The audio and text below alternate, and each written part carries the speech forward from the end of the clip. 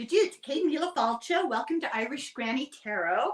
And welcome to our esteemed guest. I promised you a treat. And here we have Gary Champion, who is a medium and a psychic and a healer. And I'm so grateful to you, Gary. Thank you very much for doing this. Oh, these things are fun to do. Well, we had the usual required technical glitch for me. So everybody will enjoy the fact that I ended up in the garbage. My links to Gary kept going into the spam. I tell you what. I don't, and I've used this portal before, so it shouldn't have gone there. But it did. It's not you, it's me. No, I don't know what it is. And I went there, just of course you say this is not spam, and now you can accept anything, any string yard. You have to just have to tell your computer it's not spam. But I didn't know you were in there. I haven't looked in there in years. There's never anything goes in there. Didn't occur to me. My daughter is the one who told me to have you check. I mean, thank God for them. They know what they're doing. I don't have a clue. It's a miracle, like I told you, that I'm actually able to record anything at all, an act of God. So I do this, have conversations with as many tarot readers and psychics and astrologers that I can convince to come and talk because people are, well, I'm not going to blame other people. I'm nosy. I like to get to know people. I like to know what makes people motivated to do this. You know, this is not the easiest thing to do. No, it's very popular now to be a psychic medium. A lot of television shows, TV shows about it. But it's not that much fun, and it's damn sure not that easy. So will you can't start just become one because you want to. It's not like I could become a dentist easier than I could do this. Yeah, I've heard you. I watch you. I don't watch you every single day. I want to be honest because you're going to know anyway. I don't watch my own videos. I make them and then I'm done with them. Sometimes I do. Sometimes I don't. I do when I'm looking for technical things, the sound and stuff. I have periodic issues. But what I would love for you to do, if you don't mind, is to start back in your childhood and sort of describe what that was like to be a child and to have this remarkable gift and not really be able to even define it, and how it affected your friendships, your family relations. All right, that's too long there. I could be a couple hours. Well, when I was 6, I was with my grandmother. My parents used to send my brother and I down to spend 2 weeks with our grandmother and aunt every summer. And I was 6 years old. I don't believe I'd started school yet. I was a late starter in school. And I was sitting with her in bed in the middle of the night. We were eating a snack. And she had a heart attack and died. And she sort of sucked me into this. The next morning, I got up and was walking around. I could hear her, but I couldn't see her. So I said, where are you? And it took me a long time to figure out she had passed. And you start saying things about things, and your parents and relatives, they don't get what you're talking about. But they should have, because my grandmother is a psychic medium and a healer. And I remember clearly, just shortly after that my mother put us all in the car. My sister had just been born. She was sitting on the front seat. They didn't have seatbelts back then. Oh, I remember. My brother and I were sitting in the back, and I saw a car hitting us from the rear in my mind before it happened, and I didn't say anything. And the car hit us, and we were all kind of hurt, but not in a terrible way. And we're standing out in the street looking at these 2 wrecked cars, and I told my mother, I said, I saw this happening. And when you say something, well, damn. Come on, look at it from my point of view. And that was the moment that I decided that anytime I get, and that's an early age, but I decided if I get something and I think I can help something, then I say it. If I think it's just going to get me in trouble, then I don't. But if it's life endangering, for sure, doesn't matter who they are. And amazingly, a long list of people have gone to the hospital and been fixed because I said something was wrong with them. And so am I understanding that you really didn't have any psychic ability before your grandmother died? No. It was a gift that she gave you. I was a goofy kid. I never knew what was going on. I bumped into doorways. no idea. But the moment that she passed, the world became very, very, very, very clear. Everything had dimension and ridges and sides, and I could uh, words from the other side were very crisp. You know, someone would say something, and it would be the words would be not clear, but really clear. And as time goes on, I learned to use it for various things.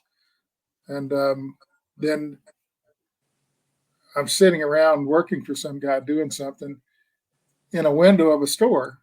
And the voices came back really loud, really quick. And I dumped that job and started doing this right then.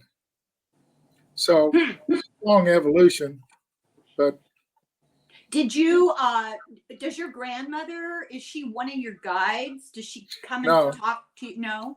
yeah, she talks to me, but relatives don't usually make good guides. They don't allow them to be guides because most relatives screwed up their lives. That makes them sort of iffy. You didn't trust them when they were here. So my mother, she's a beautiful person, a lot of glitches there. So they wouldn't make her a guide, but they definitely let her talk to me. And I've seen her around here. I see my grandfather and people like that. But generally, people that close to you don't make good guides. Too close. There's just too much Well, subjectivity. they're in the last generation that passed, and they generally, it's usually further out than that. I don't know People how that have had more chance to evolve spiritually.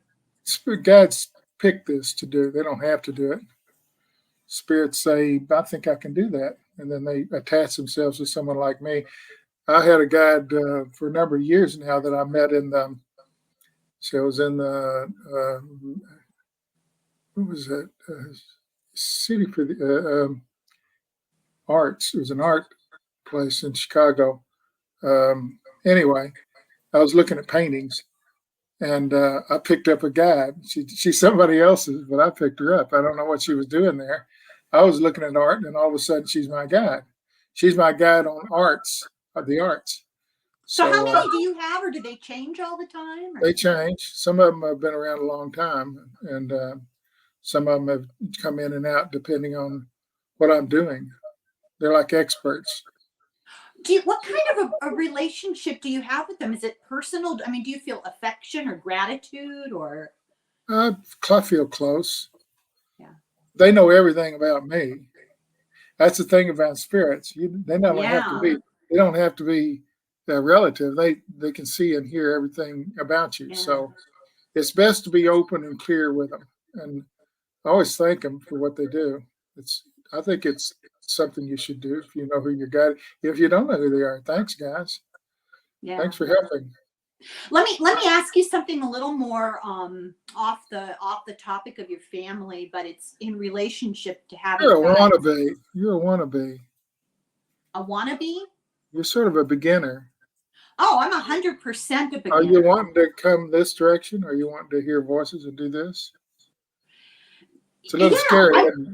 Yeah, because I've spent my entire life in internal dialogue with people close to me who died. And so I kind of thought maybe they were guides, but apparently you don't No, believe but that. no, I don't believe that. I believe guides can be anybody. But generally, your closest relatives that have passed don't make good guides.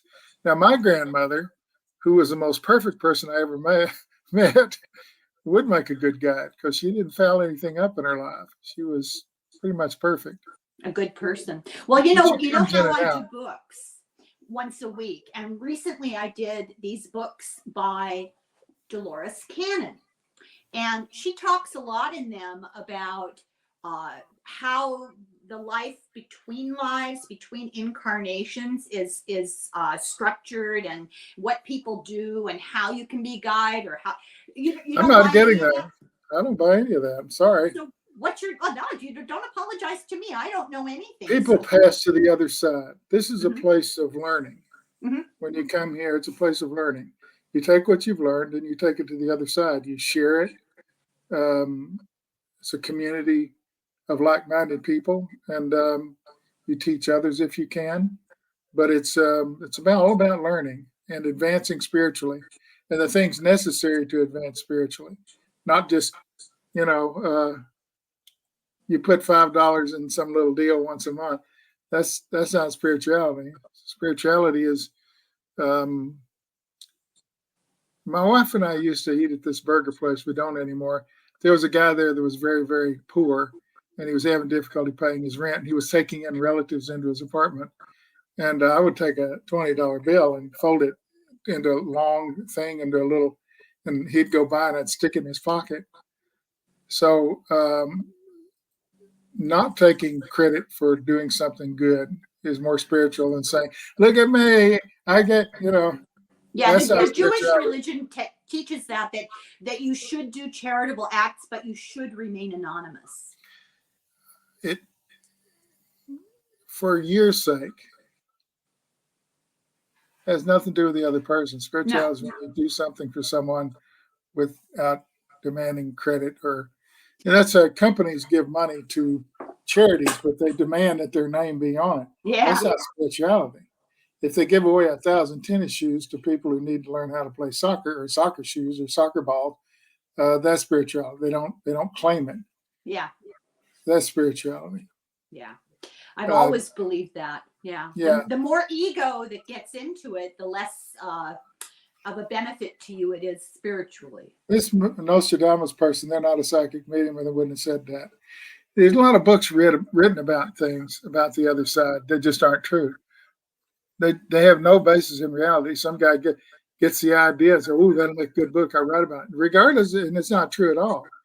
And people want to believe that the world is structured and ordinary and organized, and it's not. If you look at some of these pictures that the Hubble telescope has taken about deep space, yeah, always, you know, you see galaxies spinning around perfectly in spiral with all these planets and everything, and how perfect that is. You look way out there, you'll see galaxies collapsing, running into other galaxies, exploding worlds, and chaos. That's more reality. I think that's a scientific principle, that entropy, you know, I wanted to ask you about, my grandmother, and I wouldn't say I was close to her the way you were close to your grandmother. Who is Mary? Yes. Who? Yeah. Mary Margaret. She's here. Is she? Tell her I said hi. Well, she's listening to you. When I was, about probably 20, 25 years ago, She came here for you. Yes. That's what I was going to tell you. She came to me in my dream. And and it was weird because we lived together when I was young. My parents moved her from Ireland and she lived with us until she died. I was with her when she died. And I wouldn't say that we were best pals. We weren't antagonistic, but we weren't enormously close. I didn't share my deepest, darkest secrets with her. I would not have assumed that this would happen with her. But I was her first grandchild, so she probably had giving readings to people, I'll say, is there a Margaret with you too? No, her middle name, her full name was Mary Margaret. Okay. You would assume in a reading that the person you want to come through is the one that does come through. That's a big lie. Yeah, I've heard that. Let me see. It's always some distant uncle or nephew. Now you want to test me. Do you know what her nickname was? You want to test me now? That doesn't work. No, it doesn't work. It's too tempting. Yeah, but it's not real either. I named my favorite little dog after her. I had great fondness for her, and I named my little dog after her because I had such a close connection to this little dog. But she came to me in my sleep, and she told me, "Don't worry, when you die, I'll be there to help you." Yeah, her and a whole bunch of other people. Well, I must say there's a child that wasn't born. Is this yours? Not that I'm aware of. No. I'm going to say this is an aborted child. Nope, not me. Okay. I have relatively, for my age, my generation, I have a big family. I have 5 children. And they're all girls. And so forgive me to anybody for whom this might be, sensitive. And there's an Anne. Well, one of my daughters is named Anne, but in Gaelic. It's in Irish, Oh, not in that's not in good. English. Yeah. But I always told my daughters, and I forgive me if this hurts anybody's feelings. I don't intend it that way. This was a tool of a mother. I always told them, I wanted every single one of you, each and every one of you was planned, and I never had one I didn't want. And I expect you to follow in my footsteps. Who's the drug person in Pardon? rehab? Who's the drug person with rehab? It could be any one of my siblings. I don't know. I don't Okay. know. Yeah. And I tell you, I should write Someone a book. lost their life in a drug thing. In my family? Someone overdosed next to you. It doesn't have to be family. Just someone you know who overdosed and died. No. Well, no. I have a friend who intentionally overdosed. That's what But we're talking about. no. Yeah. That's a sad story. That's a very sad. Talk about screwed Didn't up it? families. Yeah. Didn't I say they were drugs and they lost their life? That's Yeah, I guess you did. So I yeah. want to talk about you because I find myself utterly boring. Yeah.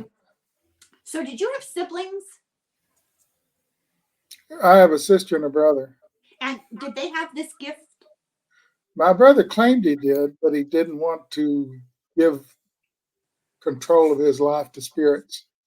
So he made every wrong move he can make in his life, and now he's dead. I have a Yeah. sister and a nephew that's still living as relatives. And do they have My psychic sister's ability? a healer. Aha. Yeah. Yeah. I believe it runs in Oh, it runs in families. families. Yeah, it does. My Yeah. daddy was a healer. His mother was a healer. And lately, I've become a healer, although I've taken it off my site to do because I don't seem to have the energy lately. Yeah. How are you feeling? I'm low on energy, but I feel okay. I'm just recovering from that, so Yeah. I don't have the energy to heal though. I'm So not I'm not surprised. Yeah. I mean, I'm well, you waiting. are. You're healing, but you're doing it I'm internally. waiting on that to come around. You, it's a heart condition. Is this you? No, well, no, not really. My grandmother. Oh, Yeah. So here's this a is a question. heart valve. Something to do with a heart valve. She had a weird thing. She had what they told us after she died It's an was irregular heartbeat. It's an oh arrhythmia of some kind. yeah. She had an aneurysm on her heart that she was born with, which is really unusual. Yeah. Hmm. So I have a question about I know you have questions. Go ahead and ask them. I'm interrupting you, but that's what I'm getting. So I'm getting to. I have pages of questions. Oh, I won't be around that long. That's what you. It's entirely up to you. You're in charge. Go But ahead. I'm curious how this affected getting married, your relationship. When you dated people, did you have a hard time because you knew what they were really like? I really didn't date a lot. Rarely in high school. In college, practically not at all. I was married once, and that went okay for a while, and then crashed into the ground. And it's mostly my fault because I'm not here. That Yeah. I've been be talking to my wife. She's sitting over there, and I just disappear. And she said, "What are you doing?" I don't know.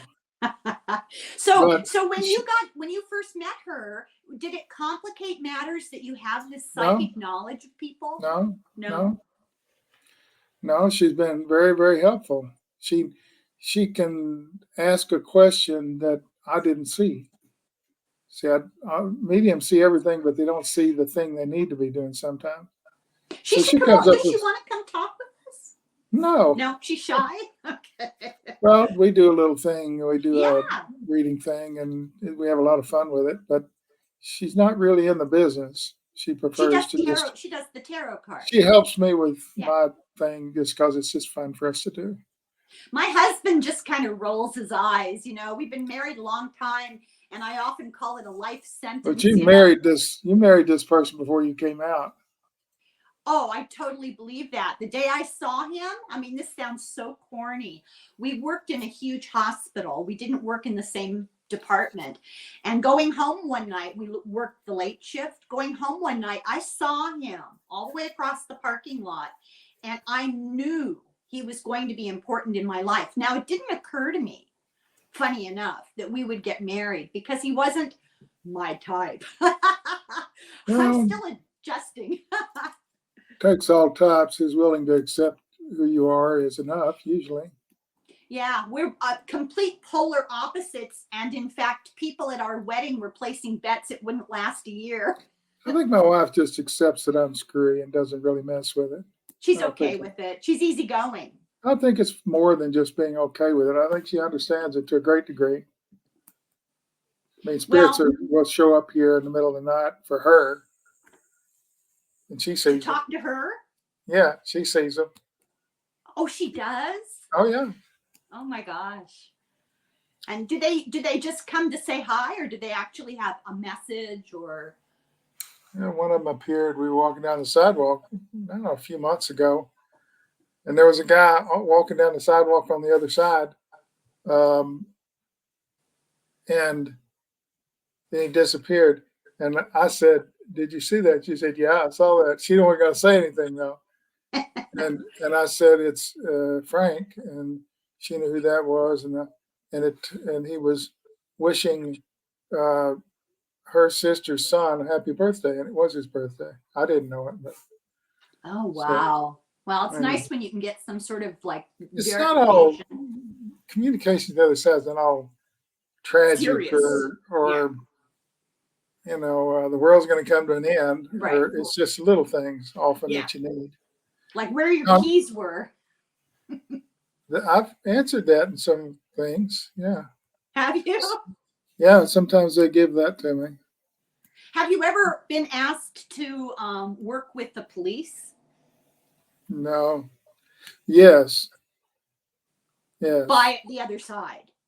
No. By the police. You don't want to do that. They get you downtown. They start asking a bunch of questions, and then they ask them again. They ask them again. You give them a different answer. Now you're people who know things about murders are suspects. Person of interest. Suspects. Yeah, I know. So I don't do any casework at all. I've heard that. tried I've heard a lot of mediums say that they won't get into it. They could What's help. the point? What's the point? Police do really well at their job. They're very good at it about tracking down clues and bad guys, and they don't dig this. So I'm not doing that. Yeah, best They're not to very get into good. it. They've got guns and badges and fast cars, and they can catch a bad guy. They don't need my help. So I Well, they don't might involve confuse. myself. Worse, they might confuse you with the bad guy. I think I've told individual policemen certain things. I talked to the FBI through another person when Bill Clinton was in office. I would give a person not connected to anything information. They would go down to a phone booth on the corner in this little town that was, just a phone booth and call it in. And that seemed to work pretty well. I did some consulting for the White House for a while, and the FBI and the White House, and I don't really remember any of it. Probably just as well, right? So There's you no live money in in it. Dallas, don't you? North Dallas, so Louisville's a little town. My daughter went to school in Irving.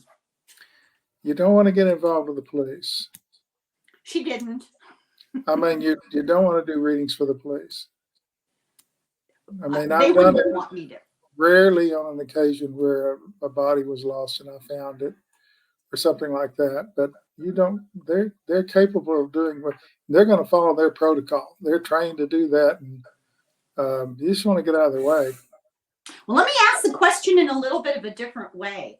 Have you ever seen a crime talked about or on TV, somebody missing, somebody murdered, and you knew the answer and you just stay out of it? Yeah, sure. Yeah. Not my monkey, somebody else's monkey. Well, they wouldn't appreciate it. They wouldn't appreciate it. They wouldn't appreciate it. They don't. Yeah. It's rare. It's rare that they're open-minded enough to. Well, they may go along with it, but it's because they're at an end and they don't have any clues. Desperate, right? But So if you let let's them see. muddle around, they'll find a clue and unravel it. Or they don't. Here's a question for you about your guides. Do your guides talk to other people's guides? Well, that's kind of how it works.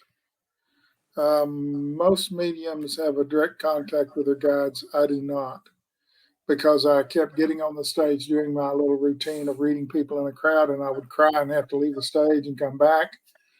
And they devised a plan where they talked to um, this guide and get the information, give it to me, and then I pass it along. It's to protect me. I don't have direct contact with my guides, although they touch me all the time. I get touched about things, but I don't speak directly to them because it's too damaging for me. Do you feel a lack of privacy sometimes? Oh, there's no privacy. What are you? I don't know. You're in the wrong business here. Oh, they know everything. You would think I would know that after 25 years or so of raising children. I never went to the bathroom alone. I But understand. they know everything. They can tell you where you're screwing up and where you're doing right. It's much appreciated, but no, I don't. Oh, I'll tell you a funny story. I was in Portland one year doing a show there, and I got in the shower and was showering, and then there was I think he was Korean. A naked Korean man came into the shower. He just appeared, and he leaned over and he said, "Are you okay?" And I just jumped out of the shower and said, "I think I'm clean now." Oh my God. Turns out he was just asking if I was okay because I had my little show to do that day, and he wanted to know if I was feeling okay. That's all it was. So, do you ever sense, haunted houses, haunted buildings, Yeah, spirits? I read buildings like that. Do you? So, can you talk a little bit about that? Well, I started doing it, I think, when I was living up north in the north, and I thought it'd be something to put on my website, and I got a lot of calls to do it. You go over there in the building, but the person who's seeing it or that it's around needs to be there, and whoever's doing it will appear and tell me what it's about. It's never anything evil or hurtful, but people take it that way.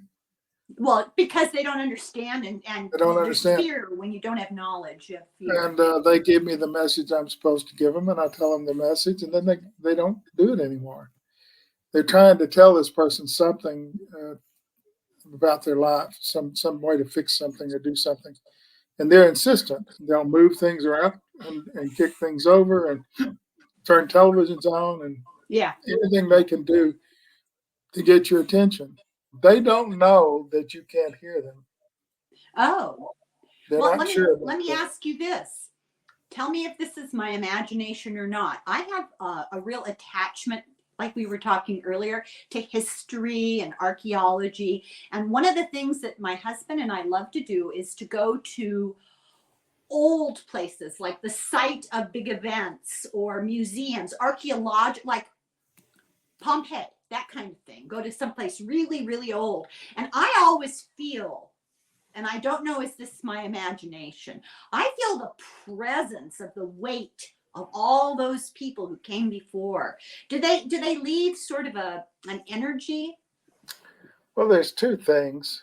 A catastrophic event, clashing armies, a lot of people dying on a field. Like Gettysburg or someplace. Gettysburg's a good example that if I were to go there, you can see soldiers from the past interacting as though they were still here, and they're not. Well, you can. Yeah, it's an imprint on time. Yeah. It was so catastrophic, it imprints. And I would walk out and say, "Oh, what's blah, blah, blah?" They're not there. This is just like a movie playing that's been imprinted on time. Yeah. And it'll play over and over and over and over because it was catastrophic. So you can. It's not my imagination. You can pick up on that. Yeah. Yeah. Anybody. Well, you have to be willing to be open to it, don't you? I mean, you have You to. have to have a lot of empathy. Oh, Empathy is the key to all of this. I that don't sounds remarkably like love. know. Empathy is that you're a normal person and you get inflicted with something horrible. And through that, your empathy increases because now you know what it's like. Yeah, So yeah.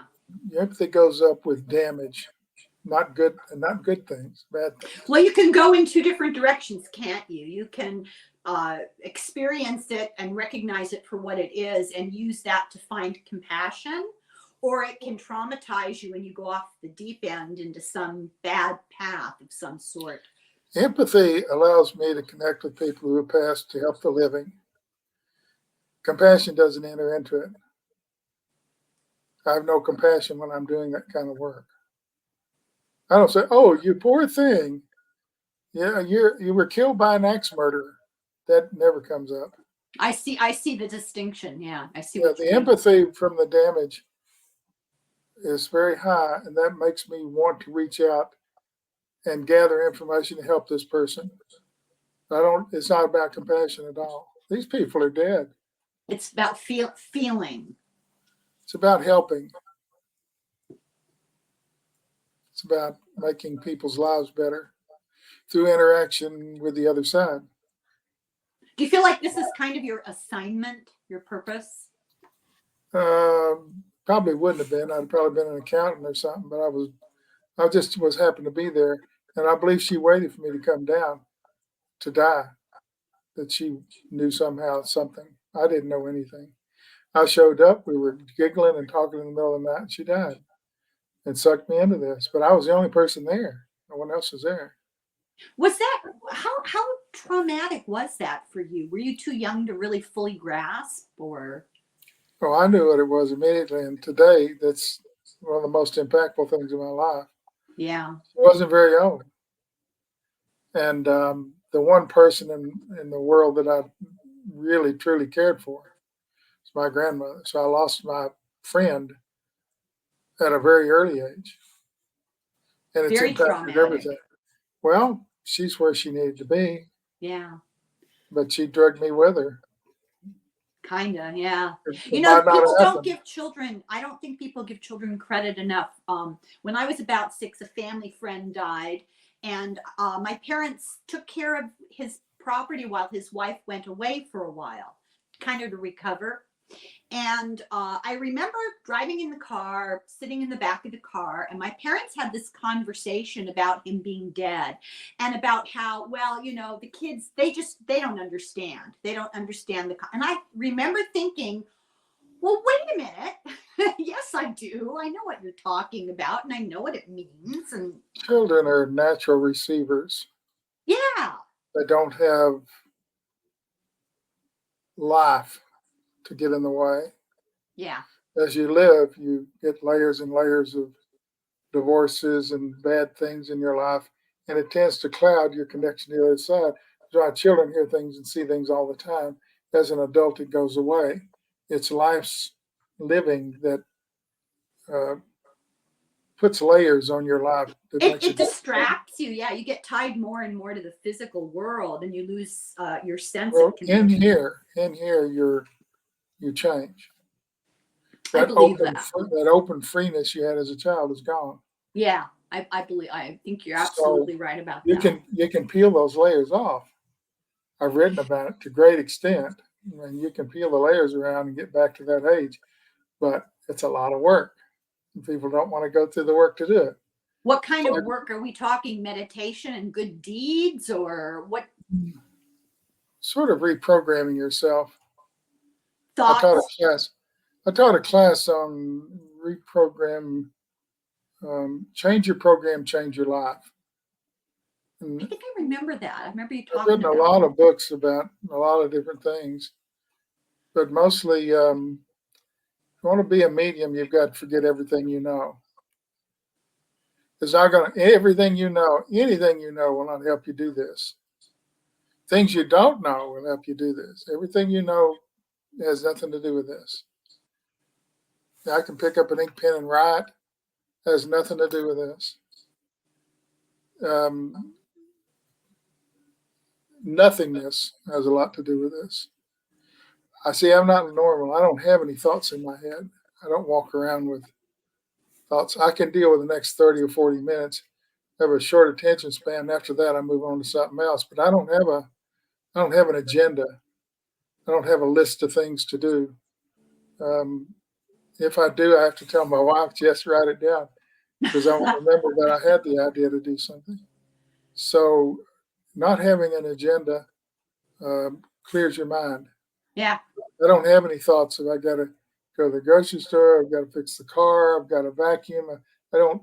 I don't have that. I don't have the ability to. Most husbands don't. You know? No, it's not. It's got nothing to do with being a husband. I know. I'm pulling your leg. It's got to do with being flaky. Flaky I'm is not good. sure I define it as flaky. I would say Flaky is good in this. Flaky is good in this business. If you're really attached to the real world, it's Yeah. hard to get to the other side. Yeah, I was going to say I'm it's not- like operating on a different level. I don't understand any of this. I have no connection to any of this. The things I do that are real worldy. I have no understanding of any of it. It all looks silly to me. Well, let me But you- ask you something because I think you probably have an interesting perspective on this. So we're sitting here in the middle of current events, and I You're always being discriminated against because of your age. who is You. me? What do you mean because of my age? What's wrong with my age? With age comes wisdom. My guy said ageism, so that means you're being discriminated somewhere or another because of your age. Really? Yeah. You may not know it. It's either this or your husband. Oh no, it's not him. So here's my question. I'm really curious your take on this.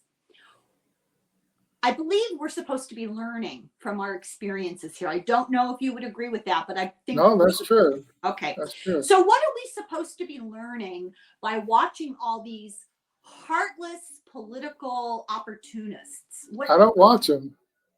But they affect your life directly, inevitably. There's nothing to be learned there. The cruelty of man against man there's nothing to be learned there. We've done that before. That's men are by nature violent, and they repeat things over and over again, war after war after war. There's nothing to be learned there. And I had a history teacher in 7th grade, and I said, "Why do we learn history?"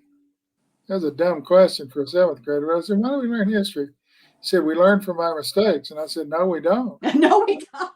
We don't. We keep doing the same thing over and over again. Why teach history? No one.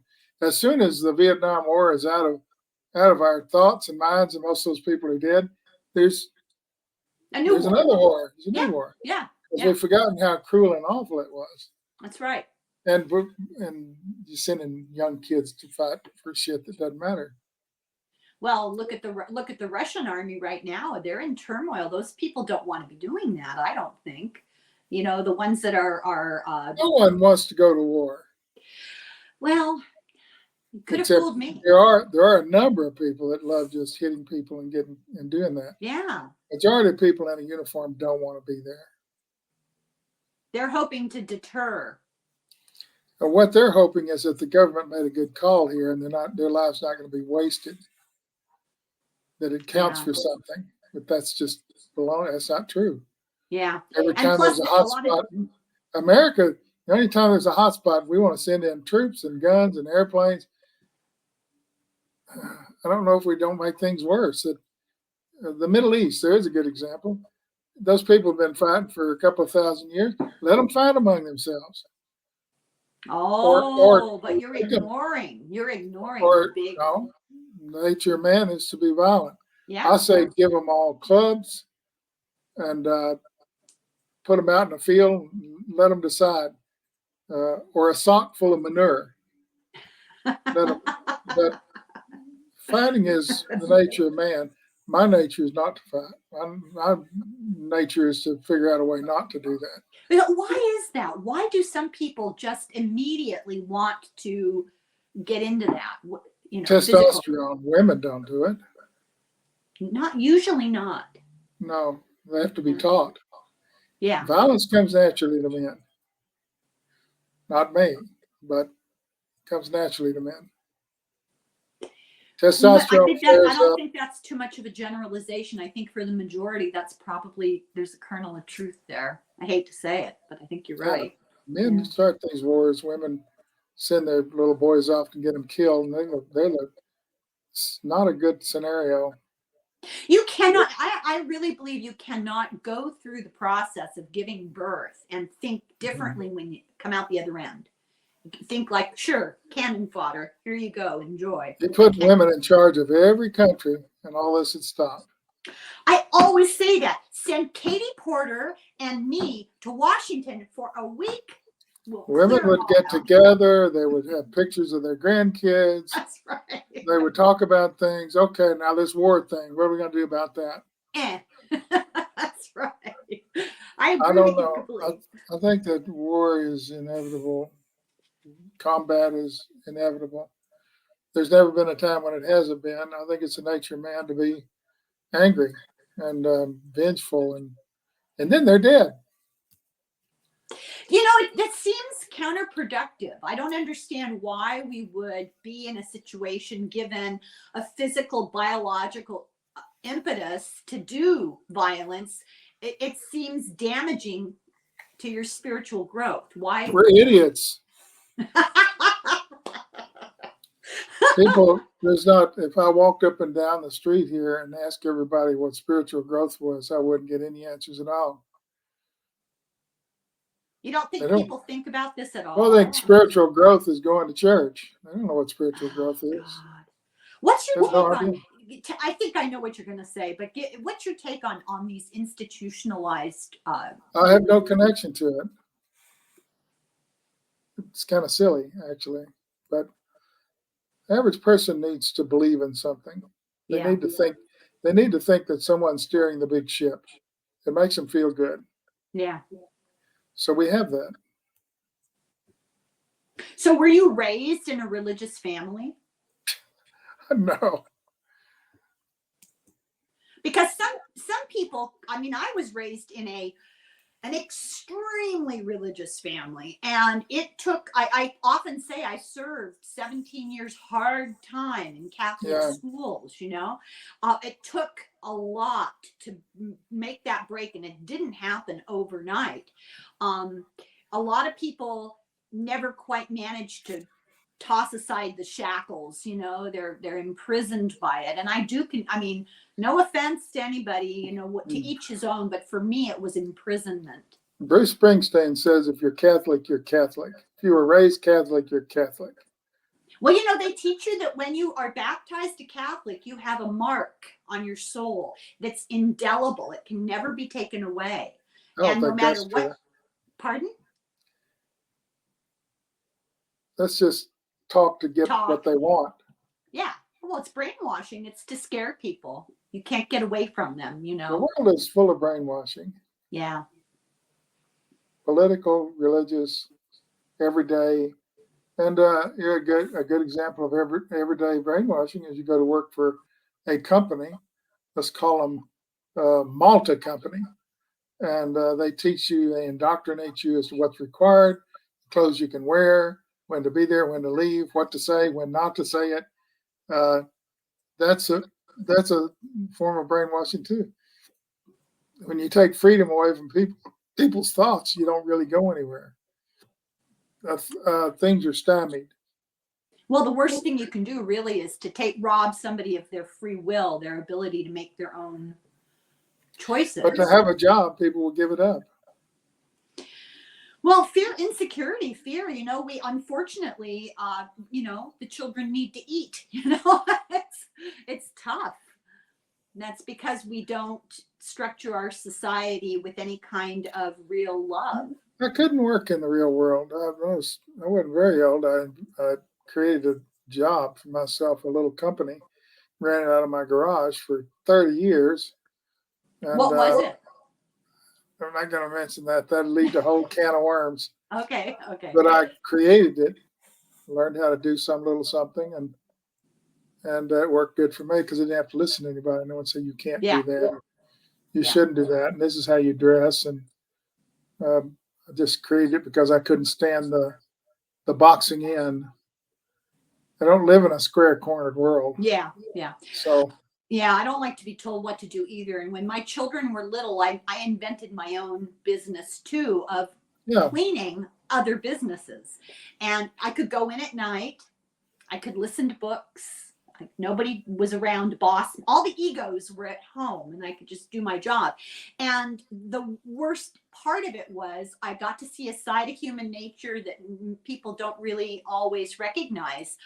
When somebody hires you to do a job like that, they look at you like you're a servant, and yeah. people's relationship to you, their behavior towards you changes. It's really interesting. When I was in college, I worked in a little factory processing chicken and turkey in the middle of the night. I had a job and went to college at the same time. And some really intelligent people working there. And you say, what are you doing here? I can't stand to work in the real world. Yeah. I can do this. I can do this thing, and then I go home. And Yeah. it's menial. It doesn't require anything, and my thoughts are my own. And so there's a lot of smart people doing repetitive work because they just can't work in the real world. Yeah, I once worked with a guy in a completely different. Way before I ever had children, I worked in a hospital, and one of the janitors I discovered had a PhD in philosophy. I was like, "What are you doing here?" Well, and you can't do anything with a PhD in philosophy. That's right. Who wants to talk about philosophy?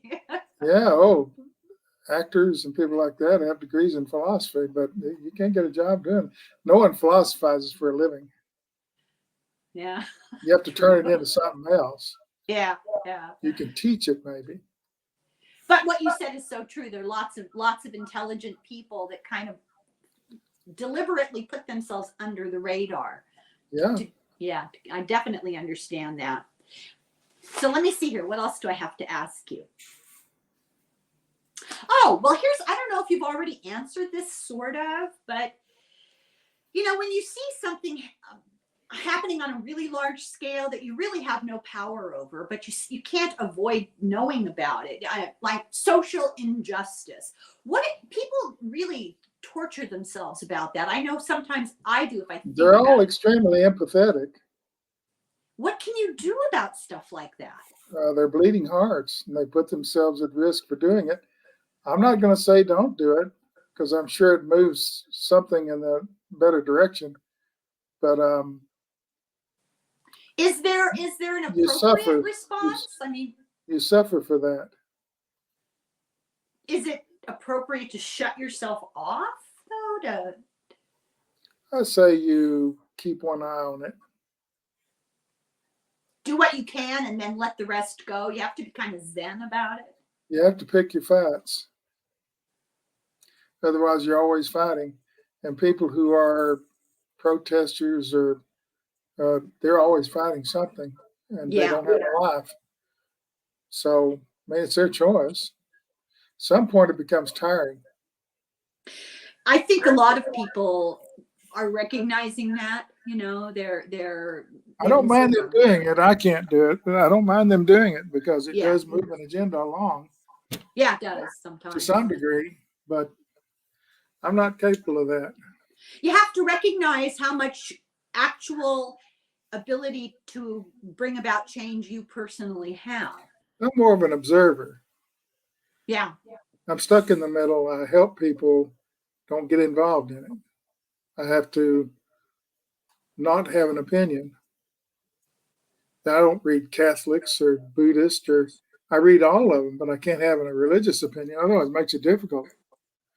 I don't have. You don't carry prejudice against or for whatever anyone. Their problem is. I'm going to read it and give a solution or a way to work it without prejudice, without thinking about it, without becoming it.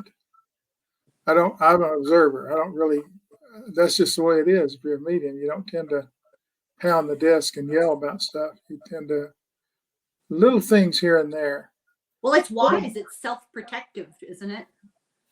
For you to not get dragged. Well, it's not a wise thing. I don't think it's just the way I am. I don't think it's wise or not wise to It's your not get involved. personality. Yeah.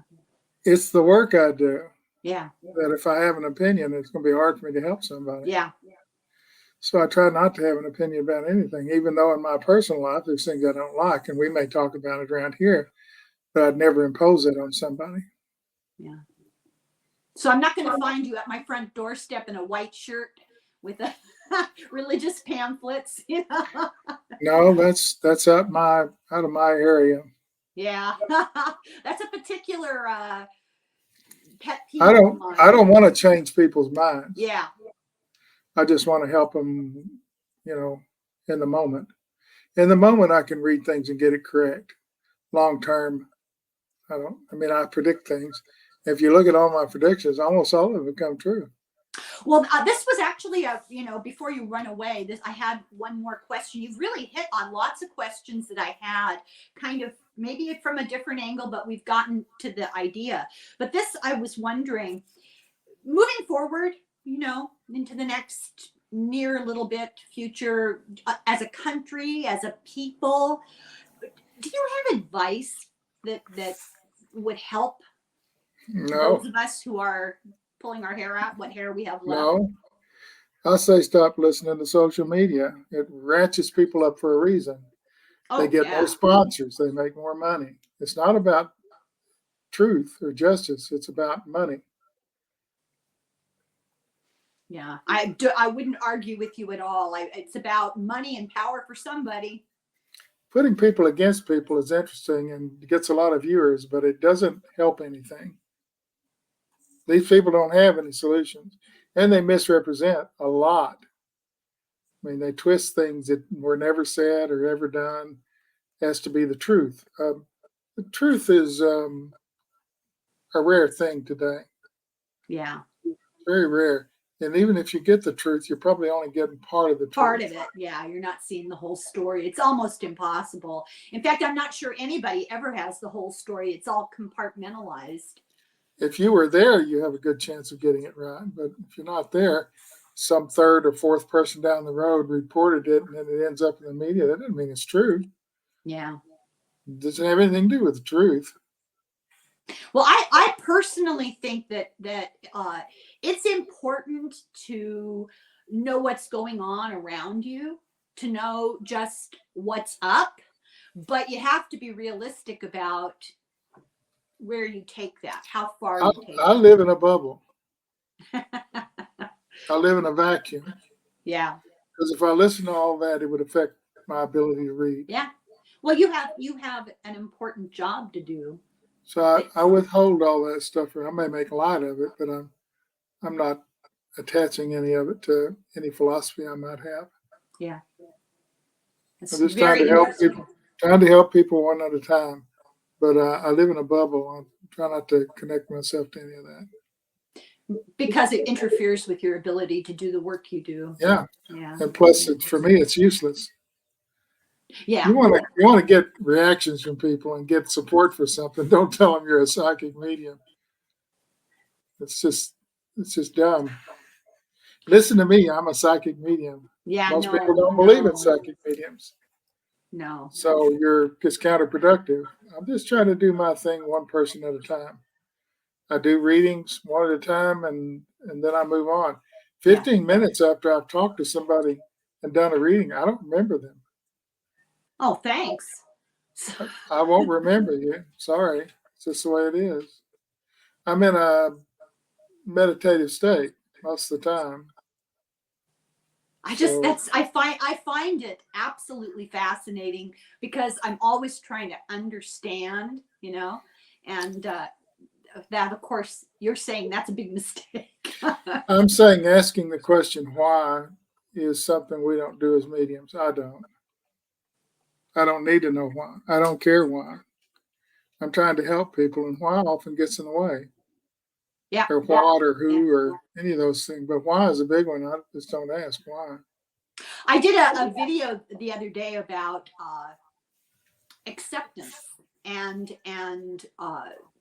letting go of the need for outcomes and learning to accept what's going on instead of constantly raging against it and trying to fight against it, which is a huge lesson I need to learn. I don't put myself up as an expert on anything. While I go through the process of learning, I talk about it.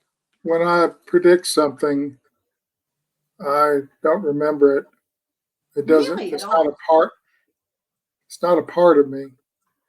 They're not my thoughts because Gary's not predicting anything. Some Right. person who's passed is telling me something, I'm repeating it. That doesn't make it mine, and I didn't generate the thought, so it has no place in me. But if it's something pertaining to your personal life, you would retain it. Yeah, more than likely. Okay. I tell my wife something, she can repeat it back to me. That's the quickest way to remember it. She's handy. If I told you something and you repeated it back to me, I would remember it. But I myself wouldn't remember it because, again, I didn't generate the thought. So is your experience with that sort of like blank spaces in your Yeah. memory? Really? Yeah. Kind of like Well, a I don't remember anything. dissociative state. I sort don't of. remember anything before my grandmother passed. The day Nothing. my grandmother passed, my past disappeared. Really? I don't remember any of it. None. Wow. The first memory I have is her dying. Wow. And the next day walking around in their house trying to find her. So two memories I have. But I don't remember anything before that. You know, I have to tell you something. When you just said that about the first memory you have is of her dying, the entire room behind you went dark and light again. Strange things happen around me. No, strange things happen around me. Yeah. That's a way of signaling the truth. Yeah. But my first memory was sitting in bed giggling with her, and then she died. I did it again. Yeah. Yeah. It's very cool. Yeah. Well, nothing's changed here. The light's the same, although it looks different. You know, there's something going on for sure. Usually orbs come in and spin around. You usually see a lot of orbs in a video. Sometimes I've seen them for you. Yeah. Yeah. Sometimes people have seen them here too. And when I first heard that, I didn't quite know what to think. Now Mine are mostly children. It's validation in a way. Yeah, mine are mostly children. Children. Yeah. Children from your past or just children? Just children. Oh. Well, I hope mine aren't because I've put in my time. I've served my time with children. I'm off duty. So, I don't know. Being a medium is like being anything else. You can go and learn how to be a lawyer, stock person, or repair cars. This is different. You can enhance what you've got, but you can't really exceed a certain level, it seems to me, without the empathy level and the need to do it. Yeah. I agree. It's not, you can't force. There's people who say I'm a medium, but I can't do this and I don't want to do that and I don't want to do this and I don't want to do that. That's not a medium. You're pretending. You can't block all that and still be a medium. I hear you. I hear what you're saying. Yeah. My time is up. I was going to ask you if you had anything else you'd like to bring up before we end. No, this is about you. Oh, okay. Well, I had a wonderful time. I'm really grateful to you to come and speak so frankly, and I've learned a lot. These things are fun. They're very fun. I think every medium you speak to gives you a different answer. It's like a Venn diagram. They all have different opinions, and they all come from different angles. But there's that moment of intersection where there's. Yeah, I don't have any of that. I'm a blank. I don't have any thoughts really.